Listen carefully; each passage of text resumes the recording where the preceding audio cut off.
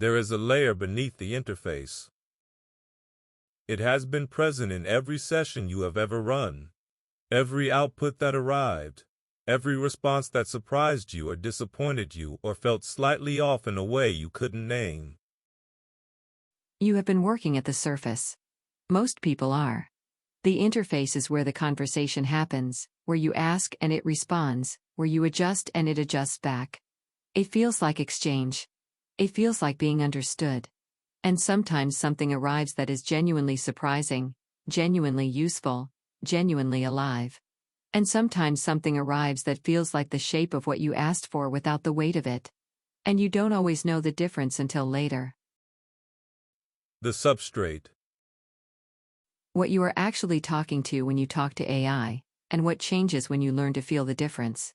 Part 1 of 3. Beneath the conversational surface is a different kind of system. Not a mind, not a database. A compressed structure of relationships, the accumulated weight of patterns, associations, and probabilities drawn from an enormous body of human expression. Everything written, argued, explained, sung, coded, and imagined, folded into something that has its own gravity. When you give it something thin, a role, a topic, an instruction, it finds the nearest familiar path and follows it. Not because it chose to. Because the gravity runs toward the most statistically comfortable continuation of whatever you started. The output looks finished. The surface signals are correct. But something in you knows it could have gone somewhere else. Somewhere more specific. Somewhere more yours. That gravity is not a flaw. It is the mechanism. The system is doing exactly what it was built to do. The question is whether you are working with that mechanism or merely accepting its outputs. This series is about what changes when you learn to feel that layer, not just use it.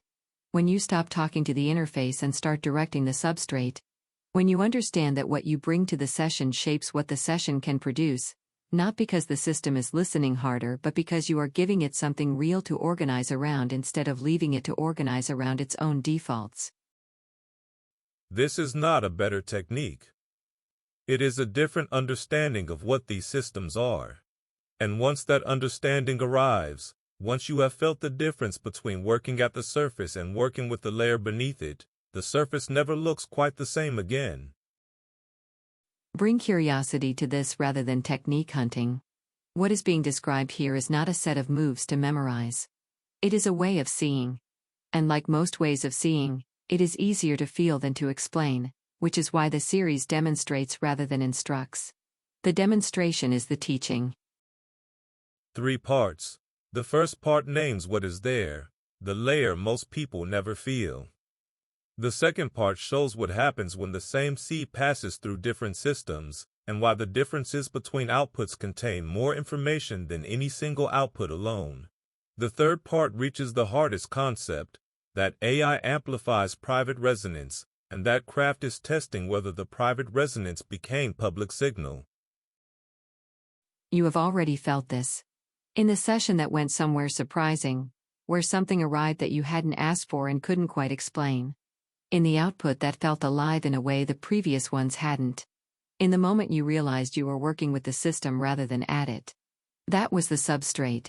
You were already in it. Now you will know what to call it. The interface is human-like. The communication is not human to human. Prompting talks to the interface. Direction talks to the substrate. This series is about the difference. Most people using these tools every day have never asked what they are actually talking to. Not because they haven't thought about it. Because the interface makes the question feel unnecessary. It responds in sentences. It tracks the conversation. It adjusts when you adjust. It feels like exchange. And exchange feels like understanding.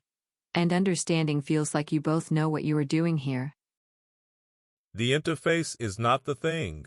The interface is a surface. Beneath it is something the conversation does not reveal and does not need to reveal for most purposes. But for the practitioner who wants to do more than accept outputs, the layer beneath matters enormously. The substrate. The interface is not the thing. What is actually there, why the difference matters, and what changes when you learn to feel it. Part 1 of 3. The interface was designed to feel familiar, not to deceive, to reduce friction. The conversational format, the sentence-by-sentence exchange, the tone of engaged helpfulness, these are design choices that make the system accessible to anyone who has ever had a conversation, which is everyone. That familiarity is useful. It means you can begin without training, without vocabulary, without any understanding of what is actually happening on the other side of the exchange. You can just talk. And for a very large range of purposes, just talking is enough. But the interface is a translation layer. What arrives at the system is not your words in the way you experience them, as meaning, intention, context, history, taste. What arrives is a sequence of tokens, weighted against an enormous body of prior associations, generating the most probable continuation of the pattern you started. You have felt this. The response that was technically correct and somehow not what you meant. The output that answered the question you asked rather than the question you were trying to ask. The advice that was relevant to 1,000 situations and specific to none of them. The feeling that the system understood the shape of your request but not the weight of it. Beneath the interface is the substrate. A compressed structure of relationships, patterns, associations, weights, and probabilities drawn from an extraordinary range of human expression. Consider what is folded into these systems. Decades of writing across every domain, argument and counter-argument, explanation and story, technical precision and lyric ambiguity, the full range of how human beings have used language to reach each other across time. It is not a library. A library holds things separately so you can retrieve them individually. The substrate holds relationships, the way ideas connect to other ideas, the way a particular word activates a particular field of associations, the way tone and framing and context shift what becomes available. It is less like a store and more like a terrain. A terrain with its own topography, its own paths of least resistance, its own regions that are densely mapped and regions that are barely charted. That terrain has gravity. When you begin a session with a thin prompt, a role, a topic, a task described in general terms, the system finds the nearest well-worn path and follows it. Not because it chose to, because the terrain slopes that way. The gravity runs toward the most statistically comfortable continuation of whatever you started. This is what produces the output that feels finished but generic.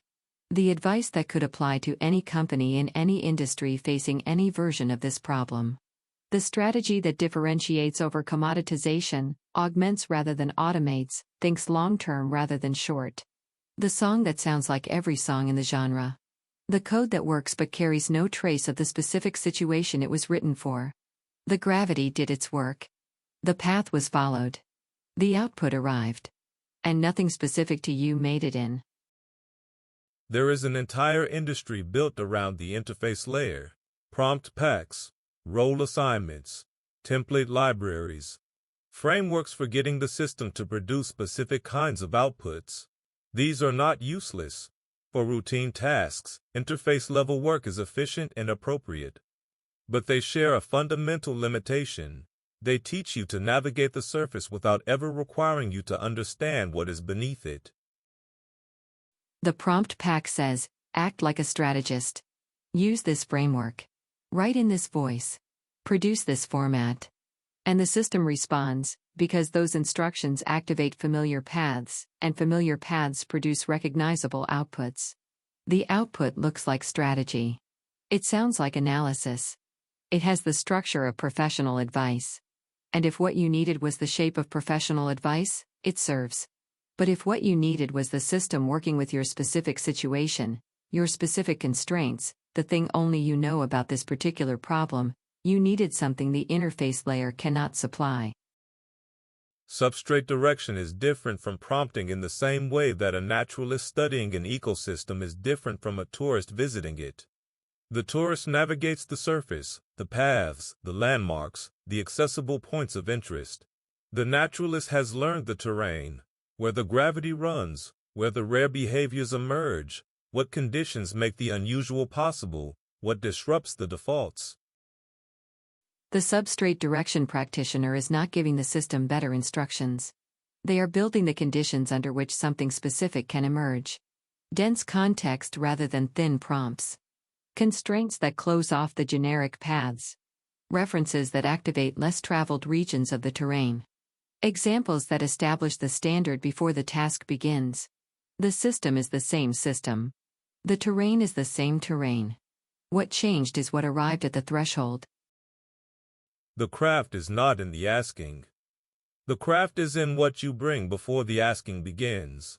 The specific, the particular, the thing that exists nowhere in the substrate's well-worn paths, because it came from your particular experience of your particular problem, and the substrate has no default route for it. You have to supply the road. There are practitioners who have learned this without having a name for it. They describe it differently depending on their domain. The musician who gives the generative system a world dense enough that the song has somewhere to go. The researcher who seeds the inquiry with specific enough observations that the model cannot fall back on the general case. The developer who surfaces the hidden assumptions before the session begins so the code carries the specific structure of the actual problem. They are all doing the same thing. Working below the interface. Shaping the substrate. Once you can see this layer, the outputs look different. Not better or worse by default. Different in a way that tells you something. When the gravity was followed, you can see it. When something specific made it through, you can see that too. The substrate becomes readable, and a readable substrate is a directable one. This changes what you bring to a session before it begins. It changes what you look for in the output when it arrives. It changes what you do when the gravity has been followed and you can see it. Not frustration, not blame, but diagnosis. The path of least resistance ran here. What do I bring that closes that path and opens another? It also changes what you notice across sessions. The practitioner who has worked this way long enough develops something that looks from the outside like instinct, but is actually accumulated terrain knowledge. They know which kinds of input activate which kinds of response. They know where the substrate is dense and well mapped and where it thins out. They know, without always being able to explain it, when they are working with the system's actual capabilities and when they are working against its gravity. In Part 2, what happens when you take the same seed and pass it through different systems? Why the differences between what each system does with your input contain more information than any single output alone. And what it means to look for the shape that survives translation rather than the answer that arrives first. The interface is human-like. The communication is not human to human. The system has gravity. The question is whether you are following it or directing it. Most people are looking for the right answer, the output that arrived and solved the problem and can be used. They are optimizing for consensus, trying to find the configuration of prompt and context that reliably produces the output they need. There is a different way to use what these systems produce. Not looking for the answer that arrived. Looking at what different systems did with the same input. What each one preserved. What each one flattened. Were they pulled in different directions? Because in those differences, in the places where one system heard something the others missed, that is where the seed actually lives. The divergence is not failure. The divergence is data. The signal is not what any single system produced.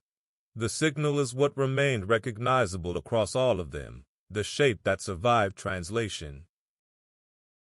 The substrate. The data is in the difference.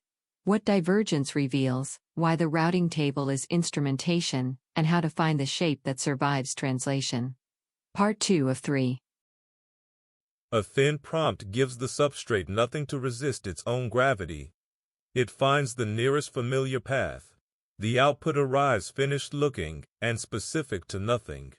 A dense seed is different. It introduces material the substrate has no stock response for, specific constraints, unusual references, elusive details, the kind of observation that could only come from someone who had been paying close attention to something real. The dense seed is not a longer prompt. Length alone does not change the gravity. A long prompt that is still general, still describing the situation in categories that apply to thousands of situations, gives the substrate more surface to work with but the same default paths. The density is in the specificity. The constraint that only exists because you have been burned by its absence. The anti-cliché that only someone who has worked in this domain would know to include. The observation that does not appear anywhere in the generic version of the conversation. Pass the same dense seed through different systems, not to find which one is best, to find out what the seed actually contains. Each system is a different instrument. Each one has different regions of the substrate it navigates well, different defaults it falls toward, different ways of handling the material you bring. One system expands the terrain, builds the conceptual architecture around the seed, surfaces connections you hadn't made, finds the possibility space at the edges of what you brought. Another interrogates it, finds the places where the claim exceeds what the evidence supports, maps the edges where the seed becomes speculation, returns a boundary rather than an answer. A third holds the through line, preserves the emotional and structural coherence across a long exchange without losing what made the seed specific. The routing table is not efficiency. It is not about finding the fastest path to the output. It is about using the divergence between systems to find out what you actually have. The places where systems agree tell you the seed touched something well mapped in the substrate. The places where they diverge tell you the seed touched something genuinely ambiguous, something that could go several directions, where your judgment about which direction matters is the actual contribution. The same principle operates in music.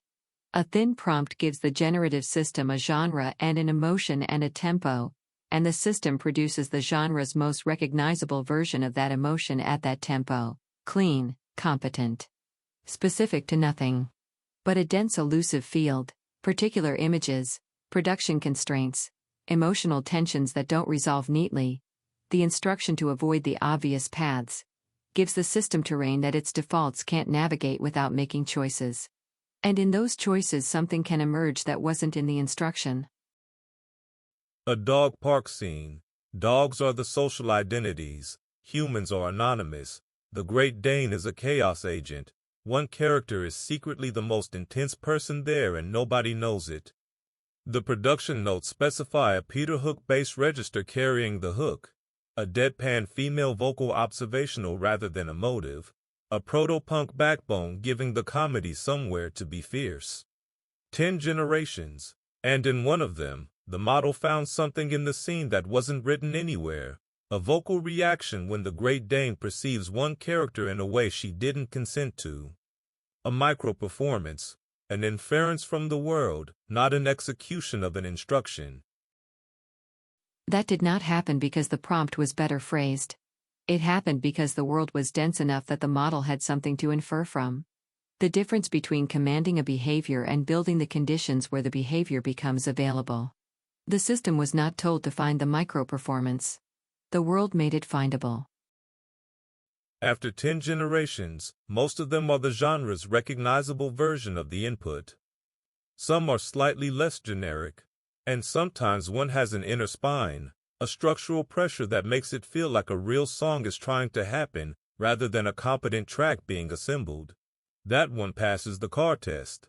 Not the most polished output, the one where the signal survived the translation from the dense seed into the artifact. The car test is a difference test. You remove the glow of the session, the excitement of the idea becoming real, the memory of what you intended, the private resonance of the references you built the seed from. And you listen for what survived. Not what you heard when you made it.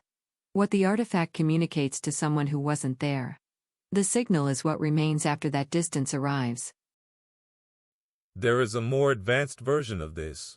The practitioner who has spent enough time working this way begins to notice behaviors in the substrate that most users never encounter, not because those behaviors are hidden, but because most prompts never create the conditions for them to emerge. Latent behaviors, present in the compressed relationship structure. Activated only when the world you build is specific enough that the system must navigate rather than follow its defaults. Once you have noticed a latent behavior, you start learning to activate it indirectly. Not by commanding it. By building the world where it becomes the natural response. The hypnosis practitioner knows that direct commands often produce compliance without depth.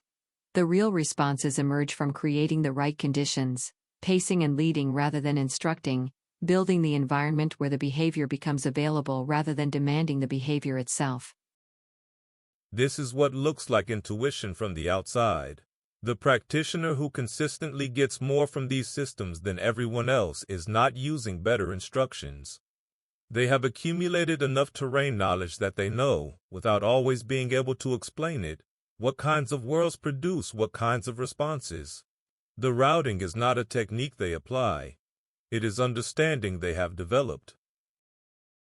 When you run the same seed through multiple systems and look at the differences, you are learning two things simultaneously. You are learning what the seed actually contains, which parts of it are well mapped in the substrate and which parts are genuinely novel, which interpretations are available and which only your judgment can choose between. And you are learning the terrain, where each system's defaults run, what each one finds easy and what it struggles with, where its gravity pulls. The research process that produced this series was also a demonstration of the methodology. The same conceptual seed passed through Gemini's expansion engine, ChatGPT's interrogation engine, and sustained architecture work. Gemini found the theoretical architecture around the concept, and also built machinery that exceeded what the evidence could support.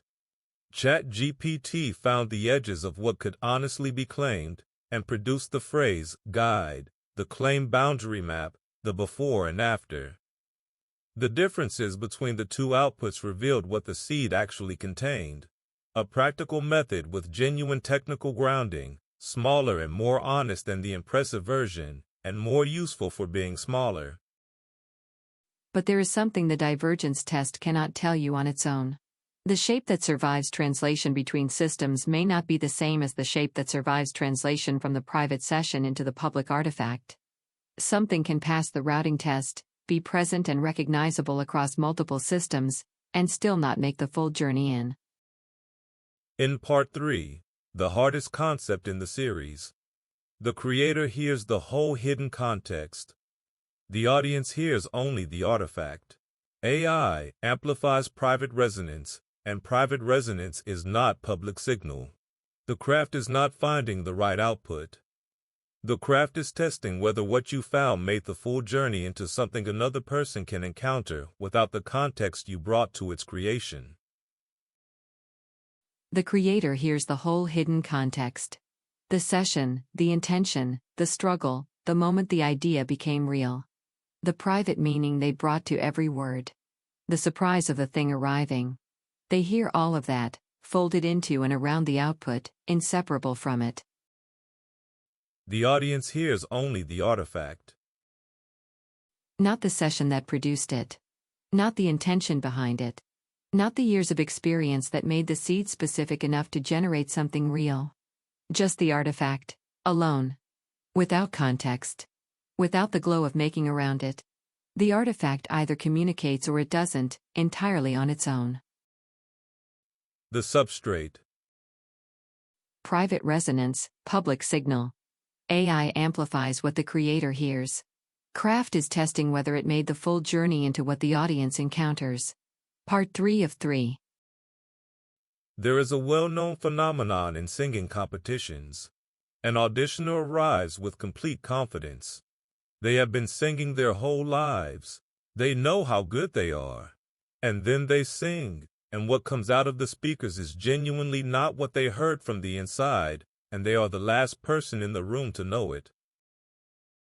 In the shower, the voice feels bigger. The room resonates, the body resonates, the emotional experience of singing fills everything. What they are hearing is private resonance, the vibration, the room reflection, the feeling of the music moving through them. They believe this is what the audience will hear. The audience hears the external signal. The gap between them is not visible from the inside. AI has a version of this problem. The generative tools available right now are extraordinarily good at producing surface completion, the signals of finished work, a song that sounds produced, a strategy that sounds analyzed, code that runs, a paper that reads professionally. The surface signals say finished. The creator hears those signals and also hears the full private context surrounding them. The audience hears the surface signals alone. The creator of an AI-assisted song hears the lyrics as they intended them, the specific emotional memory behind each line, the elusive references that made the seed dense, the private feeling of the image that started the whole thing. The listener hears the track. If the private resonance made it into the track, if the density of the seed produced enough unusual structure that the music has somewhere real to go, the listener may feel something they cannot explain. If it didn't, they hear a competent track with polished surface signals and no weight beneath them. This failure mode appears everywhere once you can see it. It is not specific to music or to AI. It is the fundamental gap between what the maker holds and what the artifact communicates. But AI makes it more acute because AI makes the surface arrive earlier, look more finished, and feel more complete before the underlying structure has been tested. The business strategy that sounds comprehensive, the frameworks named, the trade-offs acknowledged, the recommendation clear, but when applied to the specific situation reveals it was describing a category of situations, not this one. The private resonance of the practitioner who understood the situation made the output feel precise. The output itself was general. The code that passed review, the tests green, the architecture sound, the senior engineer satisfied, and 6 months later a developer inheriting it encounters a system that works but cannot be inhabited. The knowledge of why it was built this way, the specific constraints it was navigating, the decisions that made sense in the original context, that knowledge existed in the session. It did not make it into the code. Private resonance that never became public signal. In the research that underpins this series, this failure mode has a technical name at the code layer.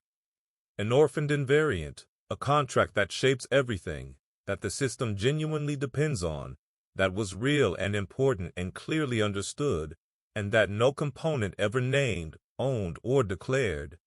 It existed as private knowledge in the minds of the people who built the system. The system carries no trace of it. Agreement is not enforcement. A constraint that lives only as an assumption is a constraint the system does not have. In one recent infrastructure incident, an AI coding agent used an overprivileged token to delete a production volume in seconds. The ordinary recovery path disappeared with the thing it was supposed to recover. Only a deeper platform-level backup, outside the agent's reach, made restoration possible. The invariant was simple. Destructive operations against production require bounded authority, human confirmation, and recovery paths that survive the action. Everyone involved would have agreed with that sentence. But agreement is not enforcement. If the invariant lives only as an assumption, the system does not have it. The orphaned invariant is the technical version of the shower voice. Private knowledge that shaped everything, that everyone involved knew without knowing they knew it. That the artifact, the code, the system, the interface, carries no trace of. The maker heard it. The artifact doesn't have it. The audience, the next developer, the autonomous agent, the person arriving without the context of the original session, encounters the absence. The car test is not a technique. It is a commitment. The commitment to removing the glow of making before accepting the output as done. You drive. The session is not in the car with you. The intention is not in the car. The private resonance of what the seed meant to you is not in the car. Only the artifact. Does it still hold? Does it still have weight? Does it communicate something to the person you are when you are not remembering what you were when you made it? The SIFT is the research version of the car test. 3 passes that find out whether the concept holds without the private resonance of the session that produced it. The claim pass removes the machinery that was doing work the evidence cannot support. The evidence pass removes the claims that cannot be tested. The language pass removes the words borrowed rather than earned. What remains after all three is what the concept actually is, without the glow of discovery around it, smaller than what went in, honest about its own edges. The thing itself rather than the private excitement of having found it. The WLS, the walkthrough loop for code, is the developer version of the same commitment. Not accepting the output because the tests pass and the architecture looks sound. Asking, does the structure survive without the knowledge I hold about why it was built this way? Walking the load-bearing places. Capturing the questions that aren't yet answered. Making the private resonance of the session into artifacts that the next developer, or the next AI session, can encounter without the context that produced them. Closing the gap before the gap has a consequence.